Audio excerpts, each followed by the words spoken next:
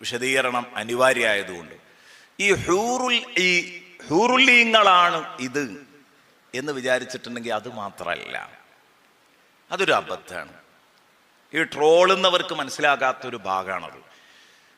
ഖുർആൻ എന്താണ് ഇങ്ങനെ പറയുന്നത് എന്ന് ചിന്തിക്കുന്നവരുടെ ഹൂറുല്ലീങ്ങളെ പറഞ്ഞ് സ്വർഗം കൊതിപ്പിക്കുക. ഈ ഹൂറുല്ലീങ്ങളെക്കാൾ വലുത് ഖുർആനും ഹദീസും ഒക്കെ പഠിപ്പിച്ചത് അവനാന്റെ കുടുംബമാണ്. സ്വാലിഹീങ്ങളായ ഭാര്യ ഭർത്താക്കന്മാര് ഈ ദുനിയാവിൽ അവർ ഭാര്യയും ഭർത്താവുമാണോ സ്വാലിഹീങ്ങളായി ജീവിച്ചു, ഈമാനോട് കൂടി ജീവിച്ചു, ഈമാനോട് കൂടി മരിച്ചിട്ടുണ്ടെങ്കിൽ നാളെ സ്വർഗത്തിലും ആ കുടുംബം ഒന്നിച്ചാണ്. അള്ളാഹു നമുക്കും കുടുംബത്തിനും സ്വർഗത്തിൽ ഒന്നിക്കാൻ തൗഫീക്ക് നൽകട്ടെ. അത് വലിയൊരു സന്തോഷമല്ലേ?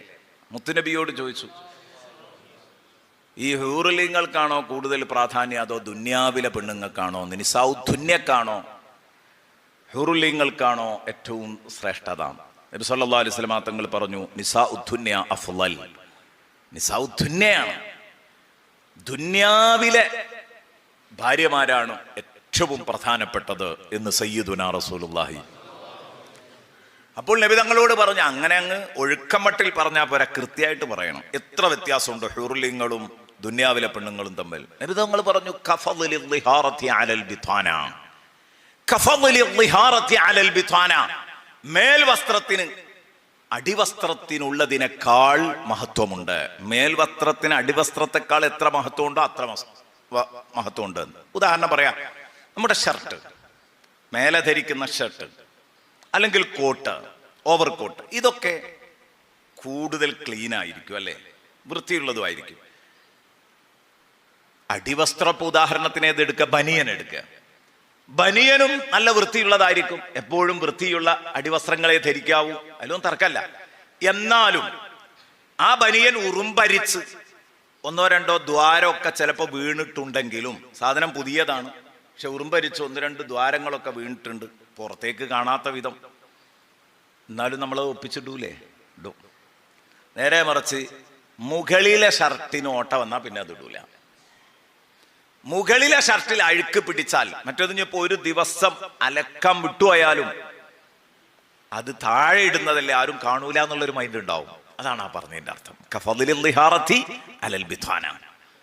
താഴെ ധരിക്കുന്ന വസ്ത്രം, ഉള്ളിൽ ധരിക്കുന്ന ഇന്നർ വേറുകൾ, ഇന്നർ വസ്ത്രങ്ങൾ, ഉള്ളിൽ ധരിക്കുന്ന വസ്ത്രങ്ങള്, അതിനേക്കാൾ മേൽവസ്ത്രത്തിന് എത്ര പരിഗണന കൊടുക്കുന്നുണ്ടോ അതേ പരിഗണനയാണ് ഇവർക്ക് കിട്ടുക. അത്രയും ശ്രേഷ്ഠതയുണ്ട്, മഹത്വമുണ്ട് അവർക്കാണ്.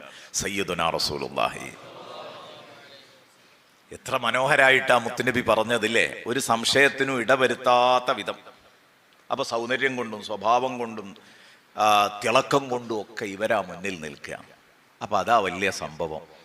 അതുകൊണ്ടാണ് ഫത്ഹുൽ മുഈനിൽ മയ്യിത്ത് നിസ്കാരത്തിന്റെ ബാബിൽ, മയ്യിത്ത് നിസ്കാരത്തിന്റെ അധ്യായത്തിൽ കാണാൻ മൂന്നാമത്തെ തക്ബീറിന് ശേഷം നമ്മൾ മയ്യത്തിന് വേണ്ടി ദുആ ചെയ്യുമല്ലോ. ഒന്നാമത്തെ തക്ബീറിന് ശേഷം ഫാത്തിഹ, രണ്ടാമത്തേൽ സ്വലാത്തും സലാമും, മൂന്നാമത്തതില് മയ്യത്തിന് വേണ്ടിയുള്ള ദുആ. ആ മയ്യത്തിന് വേണ്ടിയുള്ള ദുആ നടത്തുന്നിടത്ത് കാണാം, അബ്ദിൽഹു ദാറൻ ഖൈറൻ മിൻ ദാരിഹി വ അഹ്ലൻ ഖൈറൻ മിൻ അഹ്ലിഹി വ സൗജൻ ഖൈറൻ മിൻ സൗജിഹി. ഇയാളുടെ ഭാര്യയേക്കാൾ നല്ല ഭാര്യയെ ഇയാൾക്ക് കൊടുക്കണേ, അല്ലെങ്കിൽ വസൗജൻ ഖൈറൻ മിൻ സൗജിഹ, ഇവളുടെ ഭർത്താവിനേക്കാൾ നല്ല ഭർത്താവിനെ കൊടുക്കണേ എന്ന് ദ്വാരക്കും. അതിന്റെ അർത്ഥം എന്താണ്? ഏത് ദുന്യാവിലെ പെണ്ണാണ് കൂടുതൽ ഖൈറെങ്കിൽ പിന്നെ ഈ ദ്വായന് എന്താ അർത്ഥമുള്ളത്? നമ്മൾ ദ്വാരക്കാണല്ലോ മയ്യത്ത് മുമ്പ് വെച്ചിട്ട്. അവിടെ ബഹുമാനപ്പെട്ട മഖ്ദൂം തങ്ങളൊക്കെ ഫത്ഹുൽ മുഈനിൽ എഴുതിയത് കാണാം. എല്ലാ കിതാബുകളിലും ഉണ്ട്. ഫത്ഹുൽ മുഈനിൽ ഉള്ളത് പെട്ടെന്ന് ഓർമ്മ വന്നതുകൊണ്ട് പറയാണ്. ഫൽ മുറാദു ബിൽ ഇബ്ദാലി ഫിൽ അഹ്ലി വസൗജ. ഭാര്യനെയും മക്കളെയും ഒക്കെ മാറ്റിക്കൊടുക്കണം, ചേഞ്ച് ചെയ്യണം. അബ്ദിൽഹു ഇബ്ദാൽ ചെയ്യണം, ചേഞ്ച് ചെയ്യണം എന്ന് പറഞ്ഞതിന്റെ ഉദ്ദേശ്യം ഇബ്ദാലുൽ ഔസാഫി ലദവാതി, അവരുടെ സ്വഭാവ ഗുണങ്ങൾ ചേഞ്ച് ചെയ്യണം എന്നാണ്, അല്ലാതെ അവരെ തന്നെ മാറ്റണം എന്നല്ല. ഇബ്ദാലുൽ ഔസാഫി ലസ്സിഫാതി, ഉണ്ടോ? അവരെ തന്നെ ലദവാതി, ഇബ്ദാലുൽ ഔസാഫി ലദവാതി, അവരെ തന്നെ മാറ്റണമെന്നല്ല, അവരുടെ വിശേഷണങ്ങൾ, സ്വഭാവ ഗുണങ്ങൾ മാറ്റണം. അപ്പൊ ഇത്രേ അർത്ഥമുള്ളൂ. ആ ദുസ്വഭാവിയായ പാത്തുമ്മക്കുട്ടി വേണ്ടാന്നുള്ളൂ. അല്ലാതെ ഈ ആളെ തന്നെ മാറ്റിയിട്ട് പുതിയൊരാളെ വേണമെന്നല്ല. ഞാൻ പലപ്പോഴും തമാശയായിട്ട് പല സിറ്റിങ്ങുകളിലും പറഞ്ഞിട്ടുണ്ട്, പല ക്ലാസ്സുകളിലും പറഞ്ഞിട്ടുണ്ട്, നമ്മുടെ ഫാമിലി സംഗമത്തിലും ഞാനിത് പറഞ്ഞിരുന്നു. എൻ്റെ ജീവിതത്തിൽ എനിക്കുണ്ടായ ഒരു അനുഭവമാണത്. നമ്മൾ ഇതുപോലെ ഒരു ക്ലാസ്സിൽ മുമ്പ്, വർഷങ്ങൾക്ക് മുമ്പാണത്, പക്ഷെ എന്ന് പറയുമ്പോഴും അത് കേൾക്കുമ്പോൾ ജനങ്ങൾക്ക് വലിയ അത്ഭുതമാണ്. ഞാൻ ഈ വിഷയം പറഞ്ഞപ്പം ഒരു മധ്യവയസ്കനായ ഉപ്പ തമാശയായിട്ട് എന്നോട് പറഞ്ഞു, ഇത് ക്ലാസ് കഴിഞ്ഞതിൻ്റെ ശേഷം എന്നെ കണ്ടിട്ട് പറഞ്ഞു, സതെ എല്ലാ ഞായറാഴ്ചയും ക്ലാസ് കേൾക്കുമ്പോൾ വല്ലാത്ത റാഹത്താണ്ടായാലും ഇന്ന് ചെറിയൊരു ക്ഷീണമായിപ്പോയി എന്ന്. ഇയാൾ തമാശയായിട്ട് പറഞ്ഞ. അപ്പം ഞാൻ ചോദിച്ചു എന്തേന്ന് വെച്ചു. ഞാൻ വിചാരിച്ച ഒരു 40 കൊല്ലം ഈ പാത്തുമ്മ കുട്ടീനെ സഹിച്ചാൽ മതി, ഇനി സ്വർഗത്തുക്കും വിളന്നെ വരണമെങ്കിൽ എനിക്ക് ഈ മുതലൊന്ന് മാറണം. ഇതാണ് ഇയാൾ പറഞ്ഞത്. തമാശ പറഞ്ഞതാണ്. ഇനി സ്വർഗത്തുക്കും വിളന്നെയാണോ വരികയെന്ന്, അവിടെയെങ്കിലും ഒന്ന് മാറിക്കിട്ടും എന്നുള്ള പ്രതീക്ഷയിലാണ്. അവിടേക്കും വിളന്നെയാണോ വരികയെന്ന്. എന്നാലോ കുറച്ച് നിസ്കാരം നോമ്പൊക്കെ ഉള്ള ടൈപ്പാണ്, എന്തായാലും വരുന്നുള്ള ബേജാറായി ആക്ക്. സ്വാലിഹത്താണെങ്കിൽ എന്തായാലും ആദ്യത്തെ ഭർത്താവിൻ്റെ ഒപ്പാണ്, ആദ്യത്തെ ഭാര്യൻ്റെ ഒപ്പാണ്. അപ്പൊ ഒരു ഭർത്താവ് മരിച്ചു, പിന്നെ വീണ്ടും കല്യാണം കഴിച്ചാലോ എന്നൊക്കെ സംശയം ഉണ്ടാവും അവിടെ. നബി സല്ലല്ലാഹു അലൈഹി വസല്ലം തങ്ങളോട് ഉമ്മു സലമ റളിയല്ലാഹു അൻഹ ചോദിച്ചിട്ടുണ്ട്. ഉമ്മു സലമ ബീവി ആദ്യം അബൂ സലമ കല്യാണം കഴിച്ചു. അബൂ സലമ വഫാത്താകുമ്പം നിങ്ങൾക്ക് ശേഷം ഞാൻ വേറെ കല്യാണം കഴിക്കൂല, എനിക്ക് ശേഷം നിങ്ങൾ വേറെ കല്യാണം കഴിക്കരുത് എന്ന് അബൂ സലമയോട് പറഞ്ഞ ആളാണ് ഉമ്മു സലമ റളിയല്ലാഹു അൻഹ. സ്നേഹം പങ്കിട്ടപ്പോളേ, ഞാൻ ആദ്യം മരിക്കുകയാണെങ്കിൽ നിങ്ങൾ വേറെ കല്യാണം കഴിക്കരുത്, നിങ്ങൾ ആദ്യം മരിക്കുകയാണെങ്കിൽ ഞാനും കഴിക്കൂല. അപ്പൊ അബൂ സലമ പറഞ്ഞു, അത് ഞാൻ സമ്മതിക്കണമെങ്കിൽ ഞാൻ ആദ്യം മരിച്ചാൽ നീ കഴിക്കുന്നു പറയണം, എന്നെങ്കിലേ ഞാൻ സമ്മതിക്കുള്ളൂ. നീ ആദ്യം മരിച്ചാൽ ഞാൻ കഴിക്കൂല, അത് ഞാൻ സമ്മതിച്ചുതരാം. പക്ഷെ അതിനെന്ത് വേണം? ഞാൻ ആദ്യം മരിക്കുകയാണെങ്കിൽ നീ കഴിക്കുന്നു പറഞ്ഞെങ്കിലേ ഞാൻ ആ വാക്ക് തരുള്ളൂ. അപ്പൊ പറഞ്ഞു, ഞാൻ ആകെ പറഞ്ഞത് അതിനാണ്, രണ്ടാമതൊന്നും നടക്കരുത് എന്ന് കരുതിയിട്ടാണ്, നിങ്ങളെ പേടിച്ചിട്ടാണ് ഇപ്പൊ ഈ വിവരം പറഞ്ഞത്. അതുകൊണ്ട് അതെനിക്ക് അല്ല, അത് ഞാൻ സമ്മതിക്കൂല. നീ മരിച്ചാൽ ഞാൻ കെട്ടൂല എന്ന് പറയണമെങ്കിൽ ഞാൻ മരിച്ചാൽ നീ വേറെ കല്യാണത്തിന് തയ്യാറാകുന്ന എന്നോട് പറയണം.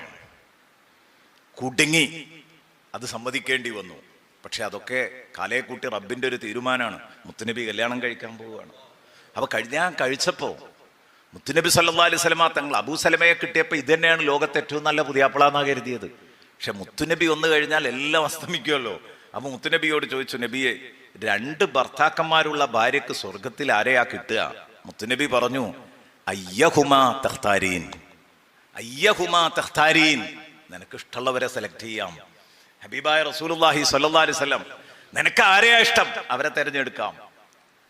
ആ സമയത്ത് ഉമ്മു സലമ പറഞ്ഞ ഒരു മറുപടി ഉണ്ട്, ഇദൻ അഖ്താറുക യാ റസൂലല്ലാഹ്.